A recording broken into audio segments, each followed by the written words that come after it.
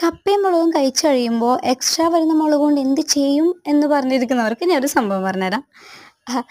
അപ്പോൾ ബാലൻസ് വന്ന മുളകിലേക്ക് ഈ കുറച്ച് ക്യൂക്കമ്പർ ഇതുപോലെ അരിഞ്ഞ് മിക്സാക്കി കഴിച്ച് നോക്കണം. ട്രൈ ചെയ്യുക, മസ്റ്റ് ട്രൈ ആയിട്ടാണ് കേട്ടോ. അത് കഴിഞ്ഞിട്ട് ഞങ്ങൾ ഈവനിങ് ആയപ്പോൾ നല്ല ചൂട് ബീഫ് കട്ട്ലറ്റ്സും കുറച്ച് സോസേജ് സ്പ്രിംഗ് റോൾസൊക്കെ വാങ്ങിയിട്ടുണ്ടായിരുന്നു. അപ്പോൾ ബീഫ് കട്ട്ലറ്റ് അടിപൊളിയായിരുന്നു. ബട്ട് ഇന്നത്തെ താരം എന്ന് പറയുന്നത് ഈ സോസേജ് സ്പ്രിംഗ് റോൾസ് ആണ്. Actually now this is one of my favourite.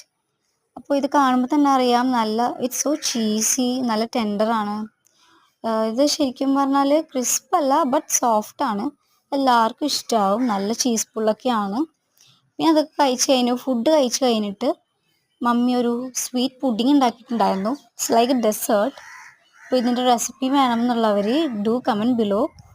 അപ്പോൾ ഇതിൻ്റെ റെസിപ്പി വേണമെന്നുള്ളവർക്ക് ഞാൻ റെസിപ്പി ഇടുന്നതായിരിക്കും. നല്ല ടേസ്റ്റാണ്, നല്ലൊരു സ്വീറ്റ് പുഡിംഗ് ആണ്.